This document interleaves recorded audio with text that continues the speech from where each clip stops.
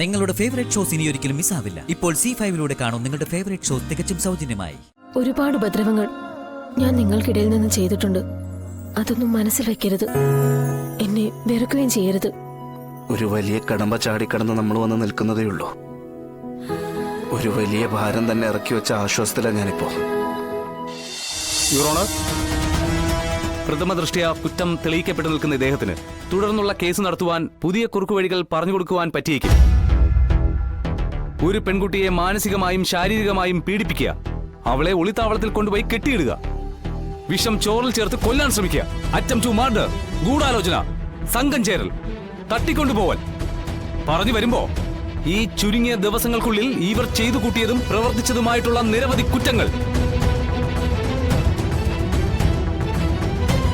Milord, അക്കമിട്ട് ഓരോന്നും നിരത്തി ഇഴകേറി പരിശോധിക്കുന്നില്ല. ഇന്നത്തെ കാലത്തെ സാധാരണ ജനങ്ങളുടെ ഏക ആശ്രയവും പ്രതീക്ഷയും കോടതികൾ തന്നെയാണ്.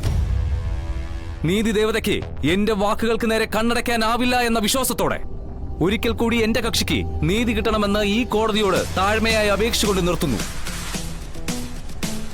മിലോഡ്, എന്നും സത്യം ജയിക്കട്ടെ. ആ ആപ്തവാചകം ഞാൻ ഒരിക്കലൂടെ പറയട്ടെ. സത്യം വധ, ധർമ്മം ചര.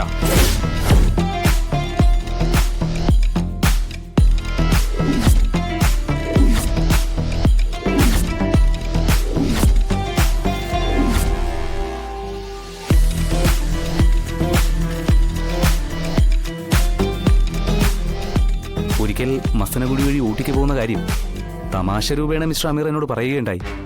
ഇനി ഊട്ടിയിലേക്കാക്കണ്ട, അന്റാർട്ടിക്കയിലേക്കോ എത്യോപ്യയിലേക്കോ വേണമെങ്കിലൊന്ന് പൊയ്ക്കോ. ഈ സ്ഥലവും കാണാം, ഈ കേസിന്റെ ക്ഷീണത്തിൽ നിന്നും ഒന്ന് ഓടി ഒളിക്കുകയും ചെയ്യാം.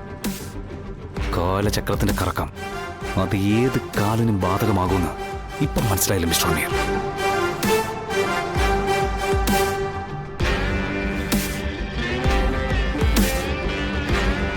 കേസുകൾ കൈകാര്യം ചെയ്യുന്നതിൽ പബ്ലിക് പ്രോസിക്യൂട്ടറും ഡിഫൻസ് കൗൺസിലും നിരത്തിയ തെളിവുകളുടെയും വാദപ്രതിവാദങ്ങളുടെയും നിജസ്ഥിതി മനസ്സിലാക്കി മരണപ്പെട്ടു എന്ന് പറഞ്ഞ കാർത്തിക ജീവനോടെ കോടതിയിൽ എത്തിയതിലൂടെ പ്രതിയാക്കപ്പെട്ട വിഷ്ണു നിരപരാധിയാണെന്ന് സംശയാതീതമായി തെളിയിക്കപ്പെട്ടതിനാൽ വിഷ്ണുവിനെ കോടതി നിരുപാധികം വിട്ടയക്കുന്നു.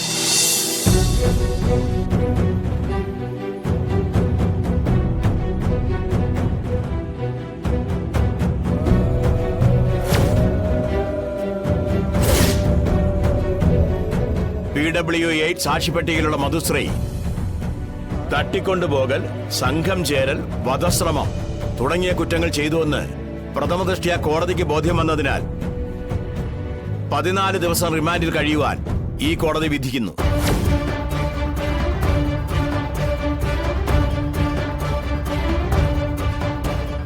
പോലീസ് നീതിയുടെ കാവലാളാകേണ്ട സ്ഥാനത്ത് അധികാര ദുർവിനിയോഗം ചെയ്യൽ, അറ്റംപ്റ്റ് ടു മർഡർ, ഗൂഢാലോചന, സംഘം ചേരൽ തുടങ്ങിയ കുറ്റങ്ങൾ അസിസ്റ്റന്റ് കമ്മീഷണർ പദവിയിൽ ഇരുന്നു കൊണ്ട് ചന്ദ്രബോസ് ചെയ്തു എന്നുള്ളത് അത്യന്തം ഗൗരവമുള്ള കുറ്റമാണ്. നല്ല നടപ്പ് എന്നുള്ള രീതിയിൽ ഒരു പരിഗണന നൽകി സർവീസിൽ നിന്നും 6 മാസത്തേക്ക് സസ്പെൻഡ് ചെയ്ത് പോലീസിന് നാണക്കേടും മാനക്കേടും ഉണ്ടാക്കിയ ചന്ദ്രബോസിനെ 14 ദിവസം റിമാൻഡിൽ കഴിയുവാനും ഈ കോടതി ഉത്തരവിടുന്നു.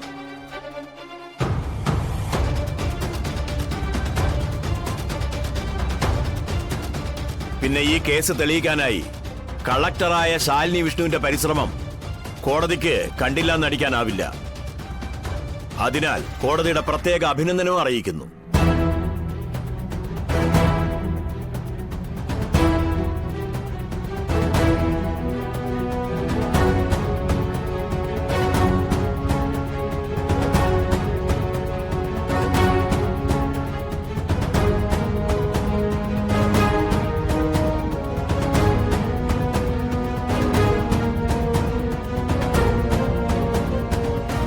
ഇനിയിപ്പോ തലയിൽ തൊപ്പിയില്ലല്ലേ സാറേ? ഞാൻ കാത്തിരിക്കാം. 14 ദിവസമല്ലേ ഉള്ളൂ. കാണാം.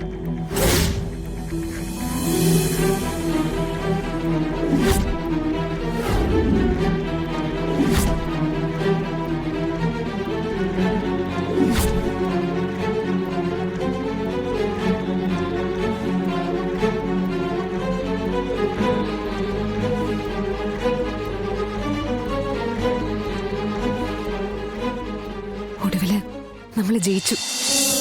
നമ്മളല്ല, താൻ എന്നെ ജയിപ്പിച്ചു. ഇതിനു വേണ്ടി ഒരുപാട് പേരെന്നെ സഹായിച്ചിട്ടുണ്ട്. അർജുനേട്ടൻ, എന്റെ സഹപ്രവർത്തക അനു. എന്ത് വിളിച്ചു പറഞ്ഞാലും കൃത്യമായി ഫോളോ അപ്പ് ചെയ്യുമായിരുന്നു അനു. അതുകൊണ്ട് പല തെളിവുകളും നമുക്ക് നേടാൻ സാധിച്ചത്.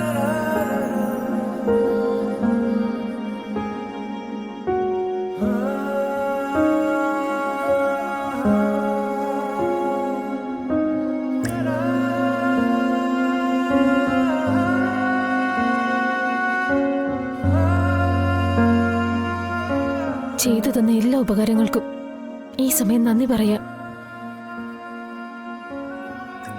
ഒരു നന്ദി എന്ന വാക്കിൽ പറഞ്ഞു തീർക്കാവുന്നതല്ല നിങ്ങൾ എനിക്ക് വേണ്ടി ചെയ്തു തന്നെന്ന് എനിക്കറിയാം. എന്റെ ജീവൻ വരെ രക്ഷിച്ചത് ശാലിനി തന്നെയാ. അതിന് ഞാൻ എന്നും കടപ്പെട്ടിരിക്കും. എനിക്ക് എന്റെ വിഷ്ണുവേട്ടനെ രക്ഷിക്കണമായിരുന്നു.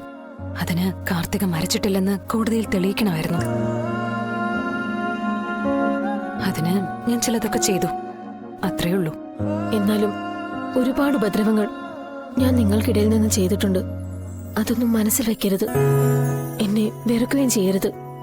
ഒരു വലിയ കടമ്പ ചാടിക്കടന്ന് നമ്മൾ വന്ന് നിൽക്കുന്നതേയുള്ളൂ. ഒരു വലിയ ഭാരം തന്നെ ഇറക്കി വെച്ച ആശ്വാസത്തിലാണ് ഞാനിപ്പോ.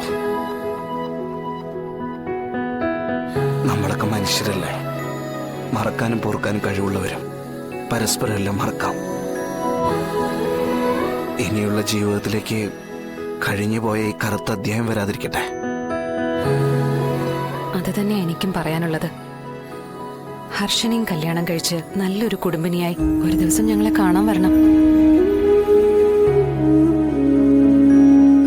ഞങ്ങള് എവിടെ ഉണ്ടാവുമെന്ന്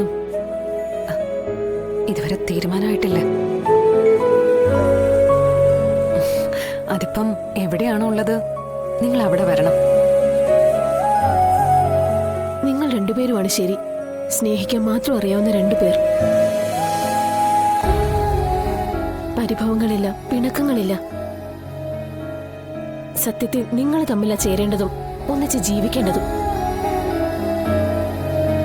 നിങ്ങളുടെ സ്നേഹത്തിന്റെ ആഴം മനസ്സിലാക്കാതെ വന്നു കയറിയ ഒരു ദുഃഖ സ്വപ്നം. അങ്ങനെ കണ്ടാൽ മാത്രം മതി ഈ കാർത്തികയെ. പിന്നെ നിങ്ങൾ രണ്ടുപേരും ഇപ്പൊ എന്റെ ഗുരുസ്ഥാനത്താണ് കേട്ടോ. അകന്നു നിന്നുള്ള നിങ്ങളുടെ പ്രണയം കണ്ട് ഞാൻ പലതും പഠിച്ചു. അതുകൊണ്ട് ഹർഷനുമായി എനിക്ക് മനസ്സ് തുറന്ന് ഇഷ്ടപ്പെടാൻ പറ്റുന്നുണ്ട്. ഡൗൺലോഡ് ചെയ്യൂ C5 ആപ്പ്. കാണൂ എല്ലാ എപ്പിസോഡുകളും സൗജന്യമായി.